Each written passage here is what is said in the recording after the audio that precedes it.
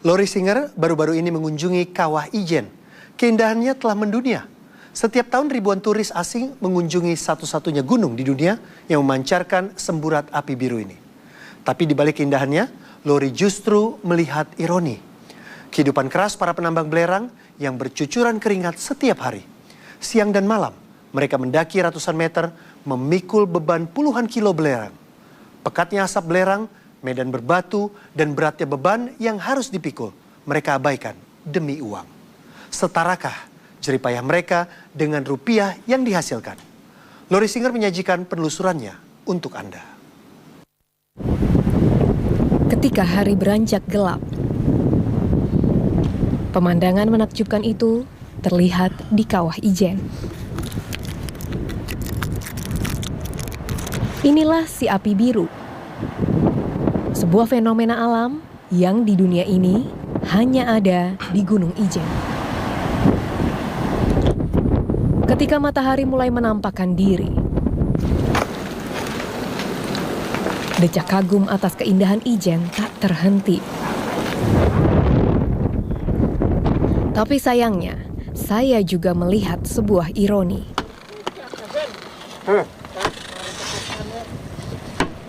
Para penambang ini bukan mencari batu bara atau emas.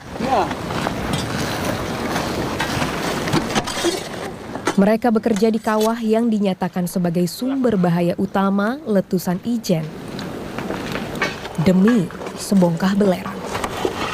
Sampai sekarang Bapak jadi penambang belerang sudah berapa tahun, Pak? Ya, 33 tahun. Matrawi memulai pekerjaannya sebagai penambang belerang pada usia 23 tahun. Dan sejak itu, ia tak pernah berpikir beralih profesi. Apa Bapak pernah ngerasa bosan atau gimana sebenarnya perasaan Tidak. Bapak? Nggak ada. Semakin lama semakin senang saya. Oh, kenapa Pak? Saya umpamanya istri saya tidak punya beras, saya kerja sekarang datangnya bisa beli beras. Karena dibayar Langsung per hari. dibayar kontan. Tidak pernah tidak dibayar. Per harinya Bapak bisa dapat berapa? 110. 110.000. Makanya jaluk kresek ning aku. Setiap 1 kilogram belerang yang dipikul Matrawi dihargai Rp800. 89,6.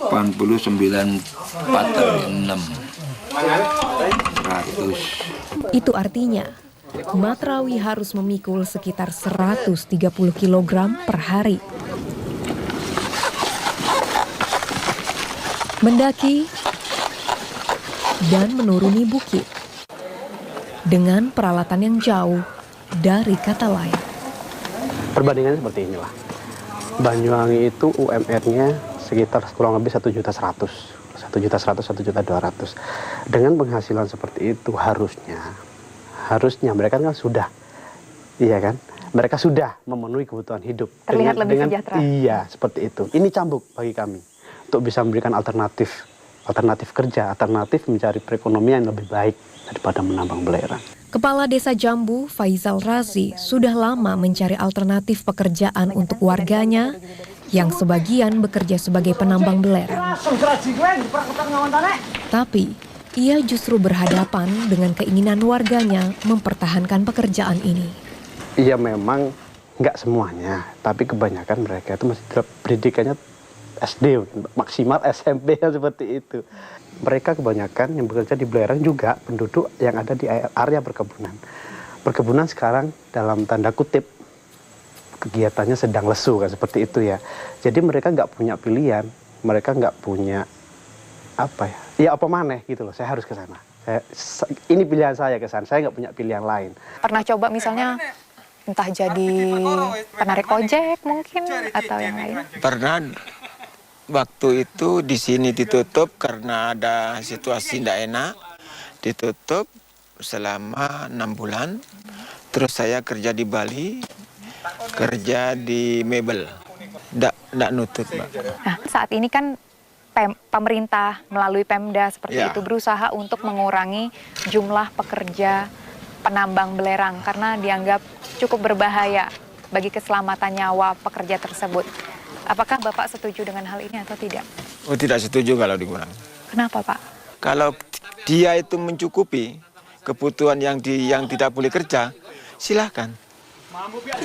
Demi sebuah pekerjaan yang dianggap sebagai satu-satunya sumber penghasilan, Matrawi dan para penambang lainnya rela bersusah payah menempuh medan yang terjal. Terus itu sudah cukup menimbulkan kematian. Bahkan mengabaikan keterbatasan fisik mereka sebagai manusia. Mendaki kembali ke tepi kawah dari bawah ke tepi kawah ke atas itu sekitar 3.000 meter. Yang kita khawatirkan adalah sendi-sendinya, terutama sendi lutut dan sendi yang ditumit. Idealnya beban yang dipikul atau yang dibebankan pada pekerja itu tidak lebih dari 23 kg. Nah, di sini kita lihat 50-70 kilo sudah pasti dampaknya ke tulang dan sendinya. Jenis penyakit apa dok yang paling sering nanti akan mereka cepat akan menderita adalah osteoartritis karena rawan sendinya semakin lama semakin menipis. Dr. Hudiono juga menjelaskan resiko lainnya yang mengancam di tengah pekatnya asap belerang. Penambang-penambang belerang ini mereka mulai mengumpulkan belerangnya masuk ke keranjang. Pada saat mereka mendaki kan otomatis digunakan tenaga dan pada saat itu mereka bernafas dengan lebih cepat. Artinya apa-apa yang dihirup akan lebih hebat. Mereka sepanjang pengetahuan saya hanya menggunakan handuk atau baju atau kain untuk menutupi mata dan hidungnya. Itu sangat-sangat kurang untuk protektif. Di saat para penambang belerang itu menghirup udara yang bercampur dengan belerang selama belasan tahun, puluhan tahun, apa efeknya bagi kesehatan mereka, dok? Kalau mengenai selaput lendir kan misalnya pada mata, pada bibir, rongga hidung itu ada selaput lendir. Pada mata bisa sampai menimbulkan kerusakan pada kornea. Jadi seperti luka bakar begitu dan itu bisa sampai pada kebutaan pada kadar tertentu. Pasti sudah banyak gangguan, terutama pada saluran napas. Mereka bisa timbul bronkitis, bisa timbul asma bronkiale, kemudian yang terberat menyebabkan yang disebut pulmonary edema atau parunya menjadi terendam cairan. Gejalanya mulai dari batuk-batuk, sesak napas sampai rasa tercekik dan akhirnya kalau memang kadarnya sangat tinggi pada saat itu bisa menimbulkan kematian. Bahaya itu bukannya tak diketahui para penambang belerang. Tapi status bahaya Gunung Ijen yang ditingkatkan pun tak sanggup menghentikan mereka. Status waspada sudah dimulai sejak kapan? Waspada Ijen mulai tanggal 26 Agustus tahun 2013 dinyatakan waspada dengan rekomendasi 1 km dari pusat kawah tidak boleh ada aktivitas. Oke, sampai detik ini status itu belum berubah? Masih belum. Kepala Pos Pengamatan Gunung Ijen Bambang Heri Purwanto menjelaskan status waspada diberlakukan karena suhu permukaan air kawah yang meningkat hingga di atas 30 derajat Celcius. Letusan kecil bisa membuat air kawah yang derajat keasamannya seperti air aki terlontar hingga ketinggian 20 meter. Tetapi tadi saya lihat masih ada banyak penambang belerang bolak-balik semacam itu, Pak. Kasat mata iya. Kita nggak bisa. Alasan mereka ya kita satu-satunya lahan untuk mencari nafkah di situ. Ya monggo. Tapi pemerintah sudah merekomendasikan sama dengan jenengan beli rokok. Anda ada tulisannya di rokok itu. Peringatan. Ada rekomendasi bahwa merokok itu gangguan ini sebagainya. Membunuhmu sekarang. Nah, Anda mau rokok ya monggo. Apakah Bapak mematuhi saran dari bagian vulkanologi misalnya katanya jangan menambang belerang dulu dalam situasi seperti ini misalnya, apalagi dalam situasi waspada seperti itu? Waktu itu saya tidak, Pak. Kenapa, Pak? Karena saya kebutuhan setiap hari tidak ada penghasilan apa lagi. Jadi akhirnya saya memaksa kerja gitu. Ketidakpatuhan para penambang belerang seolah menjadi pembenaran sejumlah orang untuk tetap beraktivitas di kawasan berbahaya. Seperti alasan Samsuri yang bekerja sebagai pemandu wisata. Kan untuk yang sekarang statusnya waspada. Iya. Dan sebenarnya memang ada himbauan untuk tidak membawa wisatawan naik. Wisatawan naik. Benar itu, Mbak. Nah, alasan teman-teman guide kenapa sekarang tetap melakukan tugas pemanduan, karena pemerintah sendiri nggak tegas. Kenapa kalau misalnya pemerintah tegas, semua aktivitas gunung dihentikan, hentikan semua. Penambang nggak boleh, apa-apa nggak boleh ke situ, kecuali kegiatan darurat. Ketika ngomong tutup, tutup lah. Kami dari teman-teman guide pasti akan menuruti itu, meskipun kami harus jungkir balik cari penghasilan lain. Gitu. Oke, dan dengan status waspada semacam ini di saat membawa wisatawan misalnya, himbauan semacam apa biasanya yang disampaikan? Biasanya aku di atas ada papan larangan, dilarang turun ke kawah kalau nggak salah itu. Nah, aku stop di situ. Saya tawarkan ke wisatawan, kalau kamu mau turun ke bawah, itu tanggung jawab kamu dan itu lepas dari aku. Saya bilang begitu. Bagi Samsuri, Ijen takkan sama lagi jika penambang belerang menghilang. Aktivitas para penambang telah menjadi bagian objek wisata khas Ijen. Nah, itu ada dua konflik batin besar. Kalau harus mentiadakan penambang di belerang, eksotisme di pariwisata hilang. Nah, kalau harus ada, kita tidak eksotis di kemanusiaan, gitu kan, Mbak? Harapannya, perusahaan itu menaikkan harga belerang per kilogramnya. Itu, Mbak. Yang kedua, ada pendampingan kesehatan yang jelas. Ketika keberadaan penambang belerang Ijen menjadi dilema, yang bisa dilakukan adalah mencari cara untuk meminimalisir resiko yang mungkin terjadi. Adakah cara sebenarnya untuk meminimalisir dampak ini, even itu yang terhirup atau juga yang berupa pikulan ini sehingga tidak akan berefek yang paling fatal semacam ini? Iya, sebenarnya proses penambangan belerang ini bisa dilakukan semacam fabrikasi. Jadi ada pabrik yang dikembangkan di daerah tersebut dengan menggunakan alat-alat mesin otomatis. Kemudian seluruh karyawannya menggunakan alat-alat pelindung diri yang memadai. Ya, minimal ada respirator, penutup wajah, menggunakan baju untuk pelindung untuk seluruh tubuhnya. Ya, masalahnya kalau orang membangun pabrik di sana untuk mengolah belerang itu barangkali secara ekonomis kurang menguntungkan. Gitu. Kita sering, Mbak, memberi penyuluhan terhadap mereka bahwa gunung kalau warnanya begini, Anda harus menghindar. Bisa disebutkan Pak tanda-tandanya apa saja? Kalau sudah kemarau, umpamanya sampai 6 bulan, 7 bulan tidak ada hujan sama sekali, terus hujan besar, baunya ada lain, Mbak. Amis itu. Baunya memang tidak enak. Bisa disamakan kira-kira baunya seperti apa, bau amisnya? Kayak itulah, ikan lamuru itu airnya habis dicuci, dibuang ke itu. Air cuci ikan. Ya. Apapun resikonya, Matrawi berniat menambang belerang hingga tubuhnya tak sanggup lagi. Hanya ini pekerjaan yang bisa dilakukannya. Ia tak punya pilihan lain, tak seperti Samsuri. Pernah nggak pengen jadi penambang belerang juga? Kalau itu sih nggak ada sih keinginan untuk. Kebetulan bapak itu di pendidikannya sadar pendidikan, dia nggak mau saya itu kerja di belerang gitu. Pasti dong ada alasannya. Kerja sebagai penambang itu cukup berat, Mbak. Sebenarnya berat karena beban pikulnya, berat di resikonya, berat di hubungan dengan keluarganya, atau seperti apa? Kan biasanya penambang ada yang sampai nginep-nginep kan, nggak bisa ketemu sama orang tua. Berat di semuanya deh. Kalau seandainya, ini seandainya ya Pak, anak Bapak semakin besar dan ada yang mau menjadi penambang belerang seperti Bapak setuju atau tidak? Oh tidak. Kenapa Pak? Kan Bapak juga berprofesi sebagai penambang belerang. Iya, Mbak. Soalnya gini, Pak. Ya, masalahnya ini pekerjaan terakhir, Mbak. Pokoknya tidak boleh pekerjaan. Tidak boleh. Di balik gigi merah penduduk Ijen, sesaat lagi di 36. Jika mengunjungi kawasan Gunung Ijen, Anda akan melihat banyaknya orang bergigi merah di sana. Dari penelusuran Lori Singer, fenomena ini bukan sekedar perubahan warna gigi biasa, tapi menggambarkan bagaimana kehidupan penduduk di sekitar Ijen.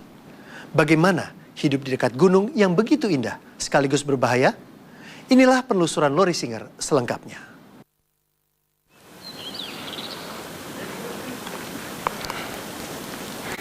Ribuan turis asing mengunjungi gunung di ujung timur Pulau Jawa ini setiap tahunnya. Oke. Biar ada Thank you, Ade. kenang-kenangan, ya. Ah, you pergi kecil lah. Iya. Oke, thank you. Melihat kawah ijen yang begitu indah, tapi sebenarnya menyimpan bahaya.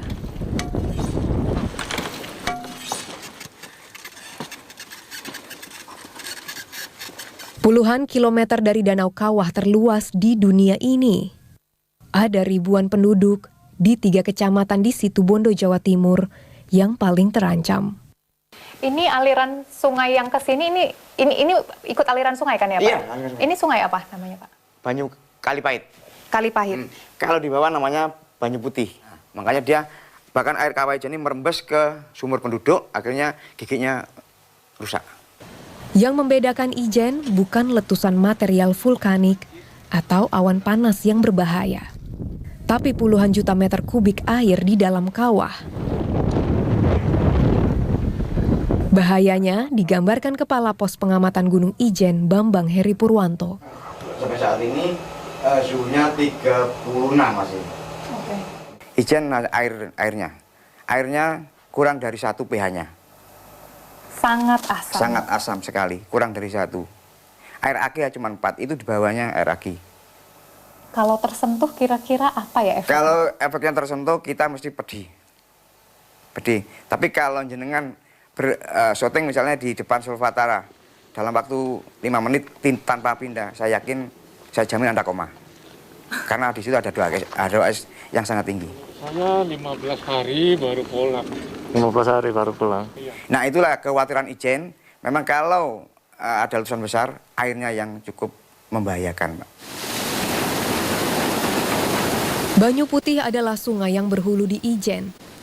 Ribuan warga mengandalkan air sungai ini untuk kebutuhan sehari-hari, mengabaikan bahaya yang mengalir.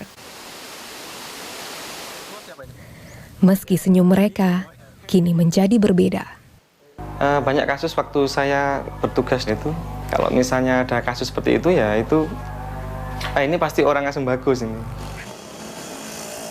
Bagi petugas puskesmas seperti Dr. Gigi Sugiono, melihat warga bergigi merah kecoklatan bukanlah hal yang baru. Itu sebenarnya efek apa dari kandungan air yang diminum di Sungai Banyu Putih itu? Ada satu desa yang dekat, namanya Desa Bantal ya. Itu kan dekat sekali dengan Gunung Ijen. Dan ada aliran sungai, dan tidak hanya aliran sungai itu aja, bahwa dari Ijen itu ada air atau kandungan mineral yang fluor yang masuk ke dalam lapisan tanah, kemudian dikonsumsi oleh masyarakat di sana, terutama masyarakat di sana lewat sumur, dan itu bermanifestasi ya atau bermuncul di gigi masyarakat di sana. Pengaruh fluor terhadap kadar email gigi itu seperti apa? Fluor itu sebenarnya juga dibutuhkan dalam jumlah yang kecil sebenarnya, 0,5 ppm sampai 1 ppm. Itu untuk mengurangi karies, Mbak, sebenarnya. Tapi dalam kondisi yang tinggi sekali, dia justru berbahaya. Itu mengurangi kadar email. Jadi airnya, kalau email yang putih kan sebenarnya ya. Jadi karena terganggu proses biokimia tersebut dalam kandungan ibu ya, jadi giginya mereka itu jadi lebih kuning atau kemerah-kemerahan. Jadi emailnya tipis sekali sebenarnya mereka itu. Kropos ya. Selama saya berada di sini, hampir semua penduduk yang saya temui bergigi merah kecoklatan, termasuk sang kepala desa Sahijo. Pintu yang di Kawah Ijen ini sudah rusak, sudah tidak bisa air belerang dibuang, tidak bisa diatur. Jadi kalau dulu kalau misalnya bisa diatur, masyarakat giginya bagus dan juga sekarang kan agak sakit-sakitan itu ya. Bisa diceritakan Pak bagaimana dulu teknik pengaturan pembuangan air belerang waktu zaman pintu di Ijen belum rusak seperti apa? Kalau dulu di Kawah Ijen sana itu memang ditampung ya, ditampung di kawah. Nanti setelah penuh airnya ini akan dibuang, disampaikan kepada masyarakat. Masyarakat waktu pembuangan air belerang itu tidak menggunakan itu. Tidak menggunakan air sungai? Ya. Selama 3 hari air belerang itu dibuang dari Kawah Ijen sana. Setelah itu akan normal kembali ya, air tawar itu ya, itu yang akan digunakan oleh warga masyarakat. Surip, penjaga pintu air Sungai Banyu Putih, telah berulang kali menguji air sungai ini dengan alat pengukur keasaman.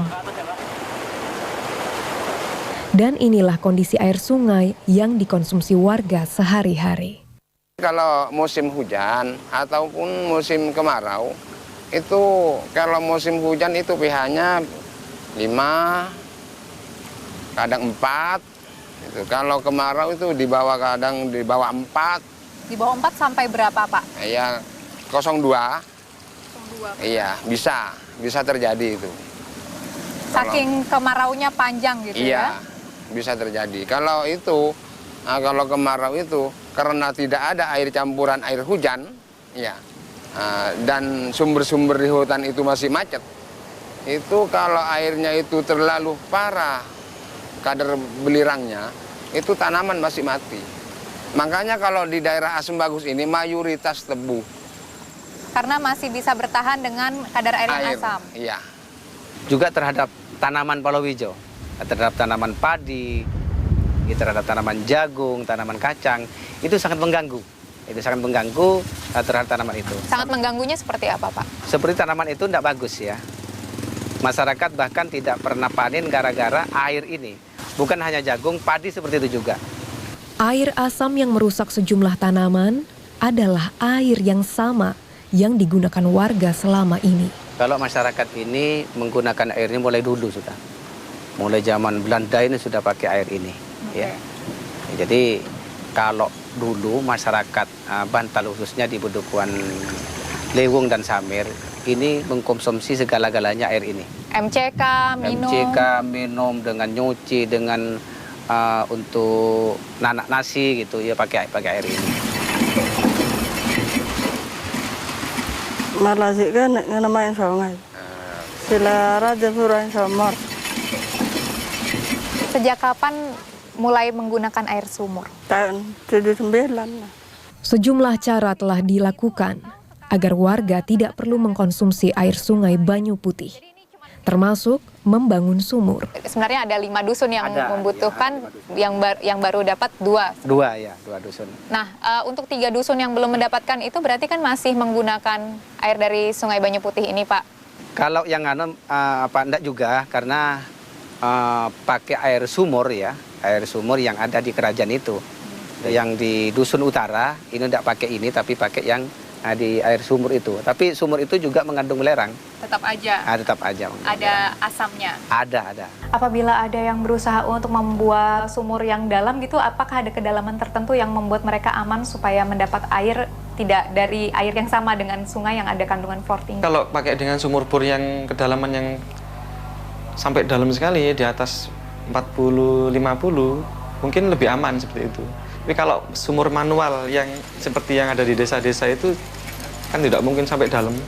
Mungkin hanya sekitar 10 sampai 20 aja. Kalau mengambil air dari sumur langsung, mereka pasti kadar fluornya tetap tinggi. Tapi ada beberapa cara, ada satu cara di mana bisa menetralisir hal tersebut dengan mengambil sebagian dari air dari sumur, kemudian ditandon di dalam satu tandon ya, atau satu tempat tersendiri, kemudian diberi tawas atau kapur, kemudian diaduk. Dan diaduk 5 menit aja sudah bisa menurunkan kadar fluor yang ada di sana. Jadi 5 menit, 10 menit, 15 menit sudah layak konsumsi seperti itu.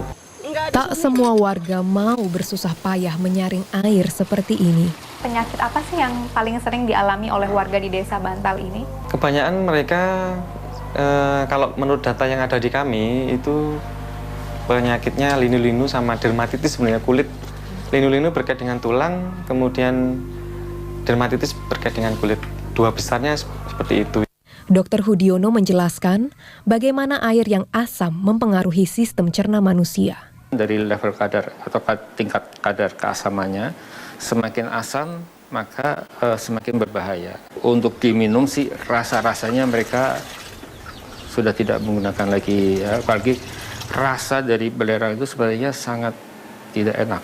Kalau misalnya warga meminum pH di antara 5 sampai 6 semacam itu. Apa efeknya terhadap organ bagian dalam? Kalau pengaruh belerang terhadap saluran cerna itu biasanya kalau yang ringan adalah sifatnya laksan. Laksan itu membuat orang buang-buang air. Ya, seperti kalau kita sembelit, susah buang air, biasanya kita minum obat laksan. Jadi itu mempermudah orang untuk buang air. Tapi semakin tinggi kadarnya, bukan buang air biasa lagi, menjadi diare. Jadi diare dan mencret-mencret, sehingga ada kemungkinan bisa terjadi dehidrasi juga. Sosialisasi soal bahaya penggunaan air sungai sudah berulang kali dilakukan. Tapi, seperti warga yang memilih menjadi penambang belerang di tengah bahaya, gigi merah dan ancaman segala macam penyakit pun tak membuat mereka berhenti menggunakan air sungai Banyu Putih. Sampai sekarang masih menggunakan atau sudah tidak, atau sudah mengganti menggunakan air sumur? Sebagian air sungai, sebagian ke air sumur. Ibu menggunakan air sungai untuk apa saja, Bu? Masak, yang sungai mandi. Beras, mata beras, piring-piring. Ini faktor budaya mungkin nih Mbak ya. Jadi perilaku, jadi kan mandi di sungai itu kan juga perilaku yang tidak sehat sebenarnya, yang tidak bersih, tidak sehat.